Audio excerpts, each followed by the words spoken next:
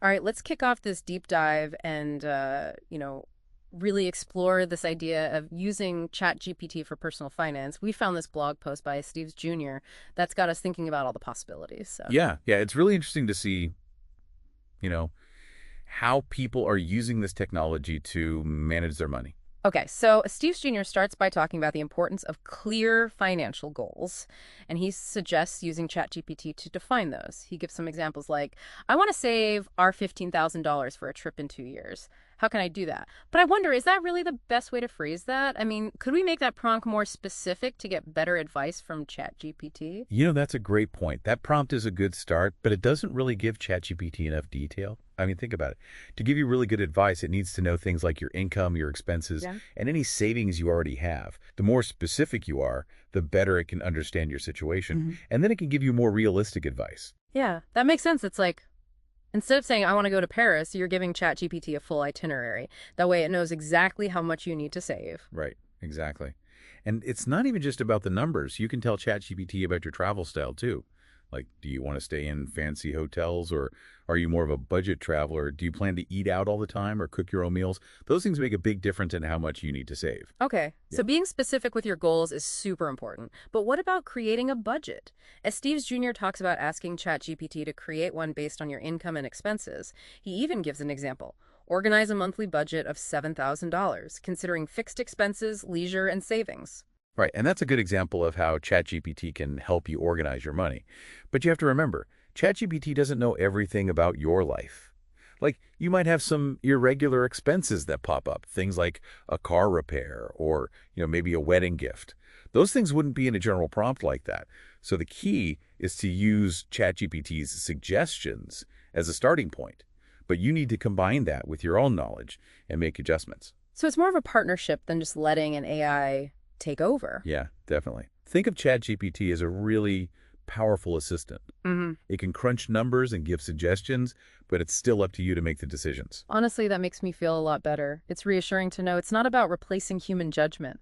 It's more about using AI to enhance it. Yeah, and that's a big theme in Estes Jr.'s post. Yeah. He's not saying we should blindly follow ChatGPT. It's more about using it as a tool to learn more about our finances, and then we can make better decisions. That's about empowerment, not automation. I like that. Exactly. And this empowerment extends to things like investing, too. Steve Jr. talks about asking ChatGPT, I want to start investing with $5,000. What's the best option for my conservative profile? Okay, but isn't conservative kind of a vague term? What if two people have totally different ideas of what that means? Can ChatGPT understand those nuances? That's a really good point. Yeah. That prompt is helpful, but it could be even better. I mean, if you give more specific details about your risk tolerance. So instead of just saying conservative, you could tell ChatGPT about your investment experience.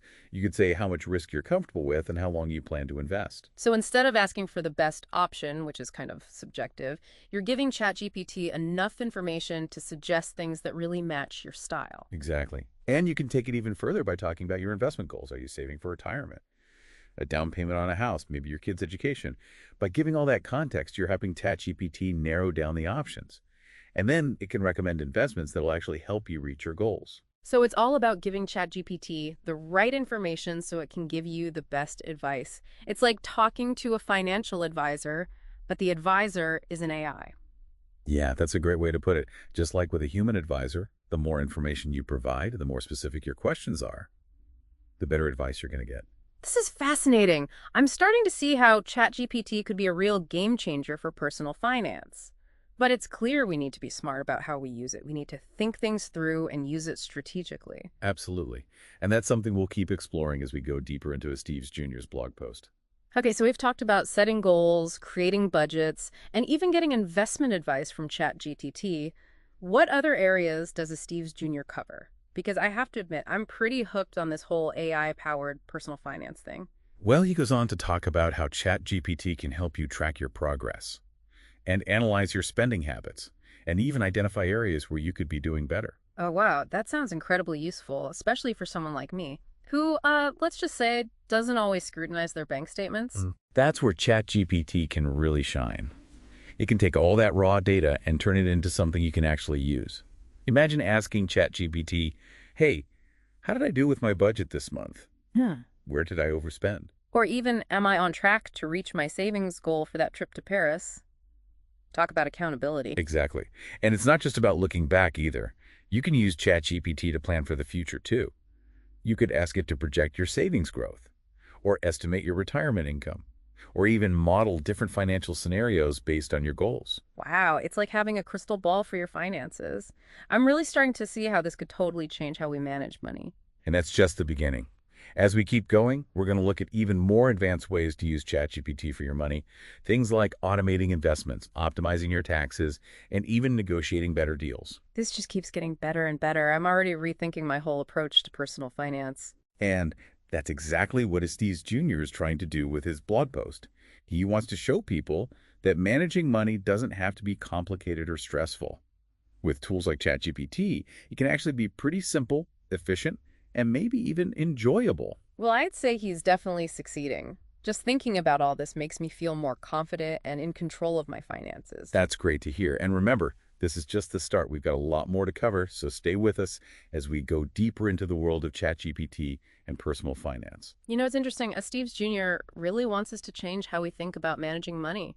It's not just about using ChatGPT to do things for us. It's about using it to learn more about our finances and take charge. Right. I think that's a really important point. He even mentions how using these prompts can help you see patterns in your spending, like things you might not have noticed before. And that's interesting. So it's not just about making a budget and sticking to it. It's about figuring out why you spend the way you do. Yeah, exactly. Like imagine you always overspend on eating out. Instead of just telling you to stop, ChatGPT could help you dig deeper. Maybe you realize you do it when you're stressed, like a coping mechanism. Or maybe you're just not planning your meals very well.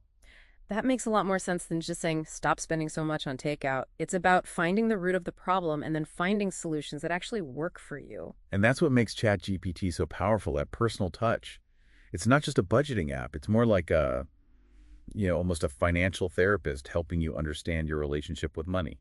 Ooh, I like that analogy. It's not about being ashamed or judged. It's about understanding yourself and making better choices. Exactly. And as you learn more about your spending habits, you can start to change things to better match your values and your goals. Maybe you decide to spend more money on experiences that make you happy. Or maybe you invest in things that help you cook at home more often. It's about finding a good balance between enjoying now and planning for the future, right? Yeah, definitely. And ChatGPT can help you find that balance.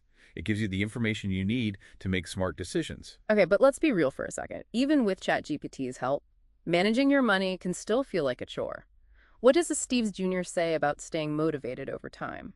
Well, he says that managing your money is an ongoing thing. It's not something you do once and then forget about. It's like exercise. You can't just go to the gym once and be fit forever. You need to build good habits. Ah, I knew you were going to say that. But you're right. Consistency is key, whether it's exercise or money. But how do we stay motivated when it comes to something like budgeting, which can be kind of boring? Well, Steve Jr. suggests using ChatGPT to set up regular check-ins with yourself. Like imagine getting a weekly report that shows you how much you spent and whether you're on track to reach your goals, and maybe even gives you personalized tips. Oh, that's a great idea. It's like having a coach who keeps you on track. Exactly. And you can customize those check-ins to fit your needs. Maybe you prefer a visual dashboard that shows your progress, or maybe you just want a simple email. I could even see myself using ChatGPT to make it more fun, like setting little rewards for hitting milestones, or maybe even competing with friends to see who can save the most. That's a really cool idea. Making it a game can be a great way to stay motivated, especially with something like personal finance. They can sometimes feel like a drag. Okay, so we've covered goals, budgets, spending habits, and even staying motivated. But what about the big picture? How does a Steves Jr. think ChatGPT will change the world of finance as a whole? Actually, he does talk about that in his conclusion. He believes that if more people start using AI tools like ChatGPT, it could lead to a big increase in financial literacy. And it could help people take control of their own financial well-being. That makes sense. If more people have access to good financial advice, it could make things more fair and help close the gap between the rich and the poor. Yeah, exactly. It could make financial knowledge available to everyone, even people who maybe felt shut out or overwhelmed by the traditional financial system before. That's an exciting thought. But I also wonder about the potential downsides. Like, what about the risk of relying too much on AI? That's a valid concern, and as Steve Jr. acknowledges it, He emphasizes that we should use ChatGPT as a tool to learn more about finance. It's not about letting it make all our decisions for us. So we shouldn't just blindly follow whatever the AI says. We should use it as a starting point, but then think for ourselves and make our own decisions. Exactly. It's all about finding that balance. It's kind of like using GPS navigation. It can get you where you need to go, but you still have to pay attention to the road and make adjustments along the way. Yeah, that's a great analogy. It shows how important it is to understand the limits of AI and use it wisely. We always need to remember that ChatGPT is a tool, and like any tool, it can be used well or poorly depending on the person using it. Okay, so we need to be careful and use ChatGPT strategically. But even with that in mind, it seems like this technology has the power to really change the world of personal finance. Absolutely. It's already changing how we think about managing our money, and as the technology gets better, it's just going to get more powerful and versatile. I'm really excited to see what happens next. But for now, I think we've covered a lot in this deep dive. We've talked about how ChatGPT can help us set goals, create budgets, analyze our spending, stay motivated, and even make smart investment decisions. Yeah, we've also touched on the bigger picture, like how this technology could increase financial literacy and empower people to take charge of their money. It's been a really fascinating conversation. But before we wrap up, I want to make sure we bring it back down to earth a bit. As Steve Jr. gives some great examples of prompts we can start using with ChatGPT right now. Yeah, that's right. It's one thing to talk about the potential of this technology, but it's another thing to actually use it. So let's look at some of those prompts again and talk about how we can adapt them to our own personal situations. That sounds good. Let's help our listeners take action and start seeing how ChatGPT can benefit them. One of the simplest but most useful prompts that Steve Jr. suggests is just asking ChatGPT to look at your current spending habits. You could say something like, review my bank statements for the past 3 months and tell me where my money is going. That's a great place to start. It gives ChatGPT the information it needs to show you how you're actually spending your money. You might be surprised by what you find out. Exactly. You might realize that you're spending more than you thought on things like subscriptions. Or you might see areas where you could cut back without really changing your lifestyle. And once you have that information, you can start making better choices about where your money goes. Like you might decide to cancel some subscriptions that you don't use, or maybe you could negotiate a lower price with your internet company. And those small changes can really add up over time, freeing up more money for you to use towards your goals. Another helpful prompt, as Steve Jr. suggests, is to ask ChatGPT for advice on how to reach a specific financial goal. For example, you could say, I want to save our $10,000 for a down payment on a house in the next 2 years. How can I make that happen? That's a good one, because it gives ChatGPT a clear goal to work with. It can then look at your income, your expenses, and your savings, and come up with a realistic plan that fits your situation. And it's not just about the numbers. ChatGPT can also give you tips and strategies for staying on track. Things like setting up automatic transfers to your savings account, finding ways to reduce your expenses, or even exploring ways to earn extra money. It's like having a personal financial coach right there in your pocket. And remember, you can always tweak these prompts to fit your own needs and goals. The more information you give to ChatGPT, the more personalized and helpful its advice will be. It's all about using this technology to empower yourself and take control of your finances. Okay, so we've got those 2 great prompts to get started with. Are there any others, as Steve Jr. suggests? Because I'm ready to give this a try myself. He also recommends using ChatGPT to explore different investment options. You can say something like, I have $5,000 to invest. What are some low-risk options that could help me grow my money over the next 5 years? That's smart.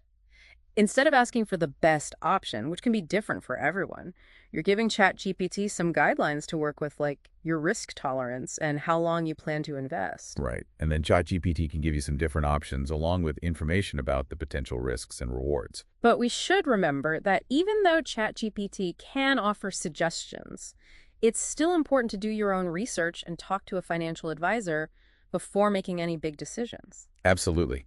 ChatGPT should be a tool to help you learn more about investing, not to replace the advice of a professional. Okay, so we've got some good prompts for analyzing spending, achieving goals, and exploring investments. What other areas of personal finance can we use ChatGPT for? Well, as Steve Jr. suggests, using it to negotiate better deals with companies.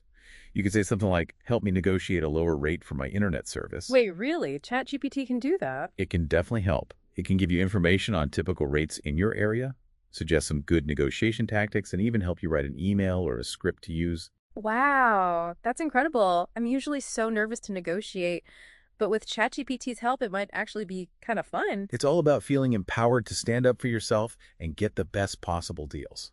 This is amazing. I had no idea ChatGPT could be used for so many different things when it comes to money. And as the technology keeps getting better, we're likely to see even more innovative uses for it. It really is an exciting time to be learning about AI and personal finance. But before we get too carried away, let's pause for a minute and consider some of the potential downsides of using ChatGPT for our money. Yeah, that's important. We need to have a balanced view of this technology.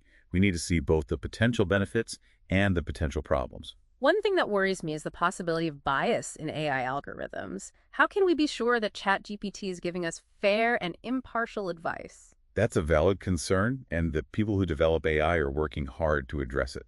They're constantly updating algorithms and training them on more diverse data to try to minimize bias and make sure things are fair. But even with the best intentions, it's possible that some bias could still slip through. So we need to be aware of that and really think critically about the advice ChatGPT gives us. Exactly. We should always double-check what ChatGPT says with our own knowledge and judgment. And we should never be afraid to get advice from a qualified financial professional if we need it. Another potential issue is data privacy. I mean, we're talking about sharing our financial information with an AI. How can we be sure that our data is safe and secure? That's a really important question. Reputable AI companies make data privacy and security a top priority. They use things like encryption to protect user information. But it's still important to do your research before you share your financial data with any AI tool. Make sure you read their privacy policy, understand how they're going to use your data, and choose tools from companies that have a good track record of protecting user information. And always remember that you're in control of your data. You get to choose what information you share with ChatGPT. And you can always delete your data if you change your mind.